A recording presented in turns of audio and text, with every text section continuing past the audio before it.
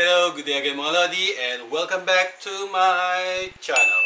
So ito naman tayo sa panibagong video natin mga Lodi. As you can see sa title natin, 3 lights, 3 switches controlled in 3 different location and 3 outlet using a single circuit mga Lodi. Single circuit means gagamit tayo ng isang power source lang. One circuit breaker para sa isang power source natin. So sa mga hindi pa nakasubscribe dyan, sa mga bago pa lang sa channel ko, subscribe na mga Lods! Click nyo yung notification bell para ma-notify kayo sa mga future and upcoming videos. And don't forget to comment na rin para may feedback ako sa mga videos sa mga ina-upload ko mga Lodi. So simulan na natin. Tara! So start na tayo mga Lodi. So mga basic tools na gagamitin natin, alam nyo naman na pliers, side cutter, Phillips screwdriver, and small screwdriver. So ang gagawin natin is a single circuit mga Lodi with the load of 3 light controlled in a 3 different location and 3 outlet. So before tayo mag-start ng wiring is may clear up lang ako mga Lodi. Ang gagawin natin is, kailangan tayo is nasa standard tayo mga Lodi. So ang gagawin natin is para sa 20 amps circuit breaker mga Lodi. So itong 20 amps na to is magagamit as a single circuit mga Lodi. Base yan sa Philippine Electrical Code is may exemption mga Lodi. So ang exception is if maliit lang yung lugar mismo, if maliit lang ang pag-installation na natin mga Lodi. So meron tayong drawing, kung makikita nyo sa drawing na yan is meron tayong space na ganyan kaliit lang mga Lodi. So sabihin na natin isang room, isang CR, then isang sala. Meron tayong 3 lights, meron tayong 3 switch, then meron tayong 3 outlet. So before tayo mag-start, so sa 20 amps natin mga Lodi is ang allowable lang dyan is 80% load capacity lang mga Lodi. So yung 20 amps breaker is meron tayong 16 na capacity lamang ng 20 amps natin mga Lodi. So 80% yan. So sa 16 amps na yan is meron tayong 3,564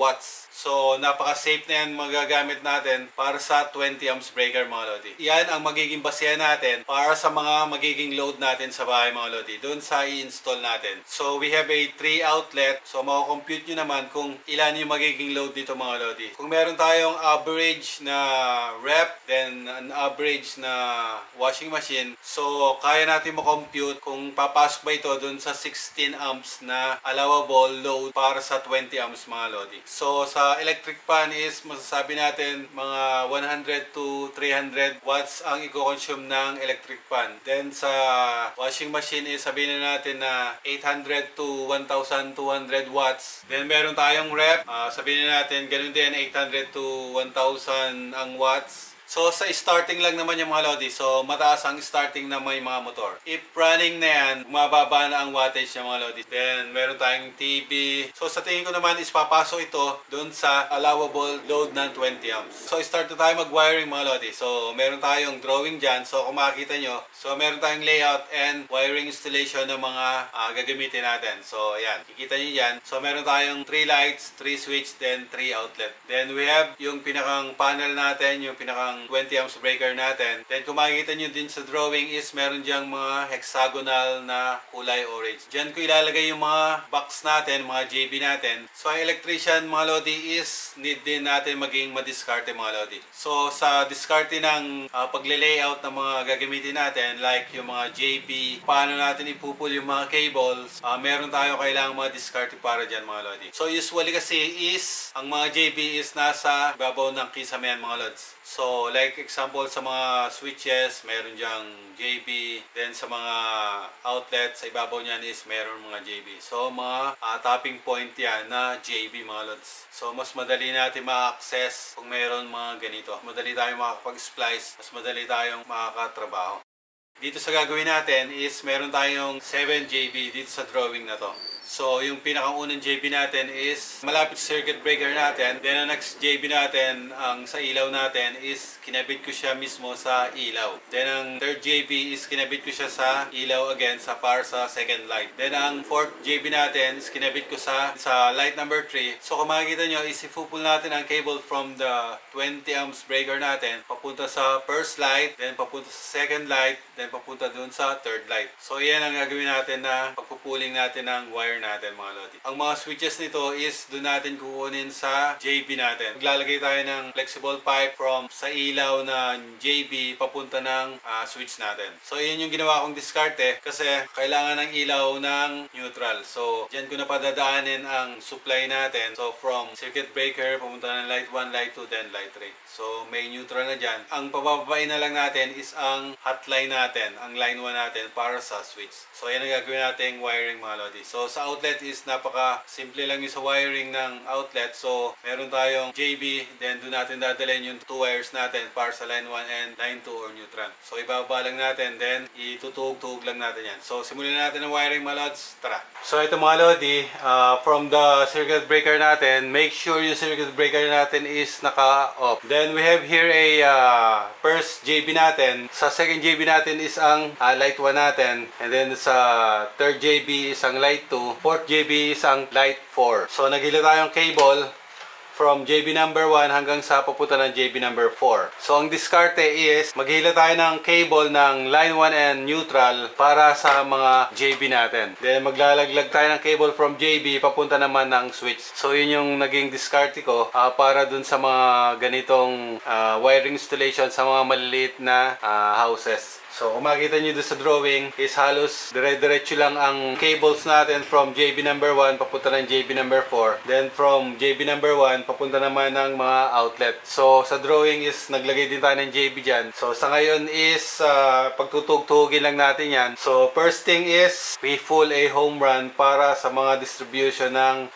bawat ilaw natin and bawat outlet natin. So, isang breaker tayo, 3 lights, then 3 outlet. So, paano i-wire, yun ang gagawin natin. So, i-connect lang natin yung mga lodi. So, meron tayo ditong red ang line 1. Then, ang line 2 is ang black. So, yun yung pinaka-neutral natin, yung black. So, same thing din sa wire ng lights. Then, same thing din sa wire ng outlet. So, ipagkokouple lang natin yung mga lodi. Splice lang natin to.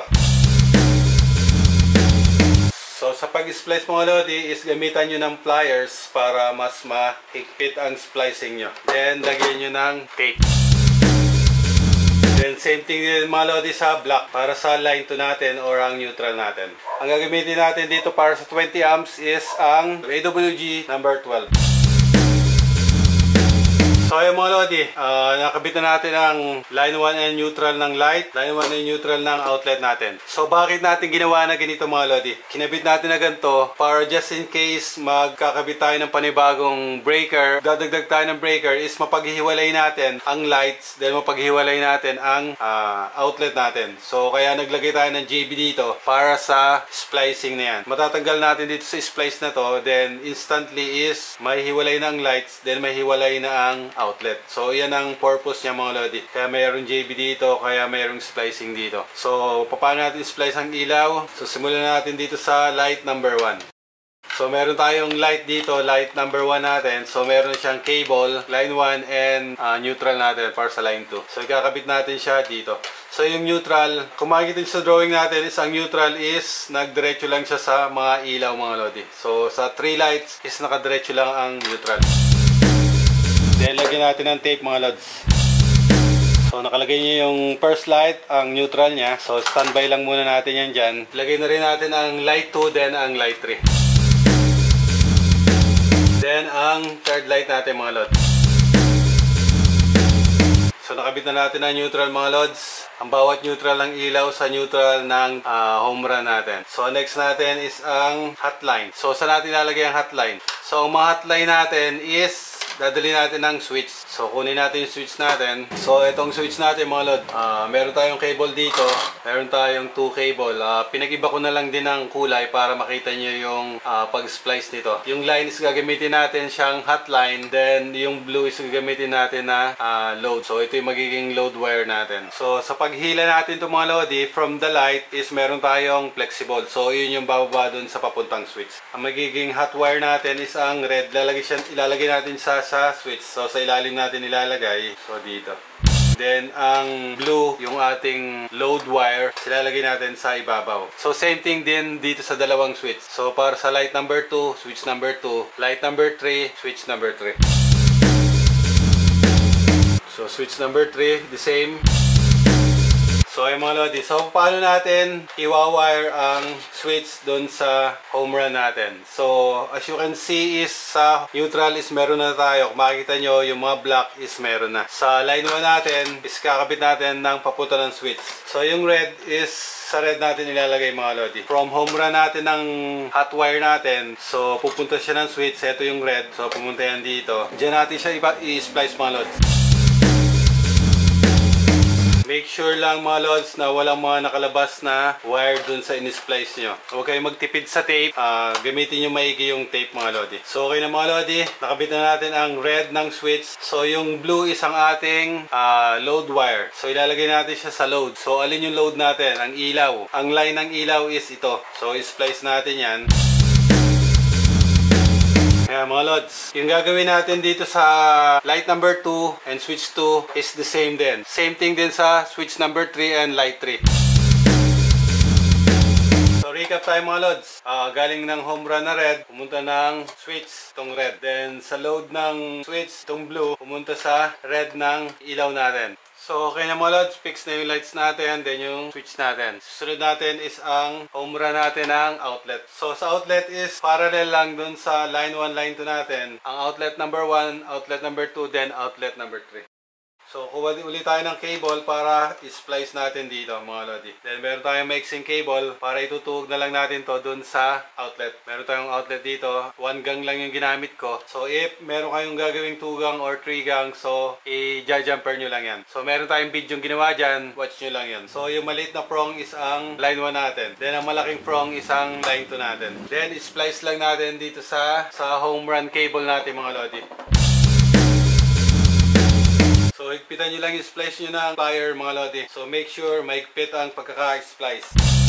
So, ayan mga lodi, nakakabit na natin. Then, same thing din ang gagawin natin para sa outlet number 2, then outlet number 3. So, okay na mga lods, nakabit na natin ang outlet. Let's do the recap again. So, from the outlet, meron tayong red wire, ang line 1 natin, then ang blue is ang line 2 natin or neutral. So, same thing din sa home run natin kinabit. So, is-place natin sa home run, ang red to red, then ang black to neutral natin na blue. Outlet number 2 is same thing din, then sa outlet number 3. So okay na mga lods, nalagay na natin, na-install na natin ang ilaw, ang switch, then ang outlet natin. Again, recap natin, from power source natin, line 1, line 2, is nag-splice tayo ng dalawang home run. Home run para sa ilaw, then home run para sa outlet. So same cable lang ginamit natin ng para sa ilaw, then para sa outlet is number 12 AWG. So bakit number 12 AWG ang ginamit natin is because 20 amps ang breakers natin. So hindi natin pwedeng ilagay dyan ng number 14 because pag nagkaroon ng problema ang mga switch natin or ang ilaw natin, if mag-init ang cable is hindi niya mamimit yung 20 amps breaker natin mga lodi. So ang tendency nun is madali masusunog ang cable bago niya matrip ang breakers natin. So if number 12 ang cables na gagamitin natin, kung magkaroon man ng problema yan, number 12 na yan sa installation natin or dun sa pagkakabit natin, pag-splicing natin. So pag init ng kable niyan is kaya ng number 12, yung temperature na yon, nung init na yon, hindi niya agad masusunog yun mga lodi. So, hanggang sa tumaas ang init niya, hanggang sa ma-meet niya yung 20 amp para i-trip yung breakers na yung mga lodi. So, yan is kung may mga unbalanced na load lang tayo mga lodi. So, ayan mga lods, yan lang ang paano natin i-splice ang tatlong light, ang tatlong switch, at ang tatlong outlet. So, testing na natin mga lodi. Tara! So yung mga lods, may supply na tayo, may power na yung switch breaker natin. So wag na tayong maggalaw-galaw ng mga terminals dyan. So light 1, light 2, light 3, switch natin. Switch number 1, let's say sabihin natin, yan yung nasa drawing natin is sa toilet natin lalagay. So switch natin ang toilet. So umilaw mga lodi. Ang switch 2 is, sa drawing natin is sa room ang number 2. Switch on natin. Then, ang switch 3 and light 3 is sa sala. On natin. So, ayan mga lodi. 3 lights control in 3 switch in a 3 different location. So, off natin. Then outlet mga lods, nakaparallel lang naman yan, hindi na natin tetestingin. Outlet 1, outlet 2, then outlet 3. So ganyan lang mga lodi ang pag-wiring ng 3 lights, 3 switch in 3 different location, and then 3 outlet. So ganyan lang pag-install niya mga lodi. So dito ko na tatapusin ang video ko mga lodi. Sana is may natutunan naman kayo sa video ko. So paano mga lods? Thanks for watching. Sa mga hindi pa nakasubscribe dyan, subscribe lang mga lods. Click nyo yung notification bell para ma-notify kayo sa mga future and upcoming videos ko. And don't forget to comment na rin para may feedback ako sa mga videos sa mga na-upload ko. Comment lang kayo mga lods kung may mga katanungan kayo and may mga suggestion. So paano mga lods? Thanks for watching. Peace man!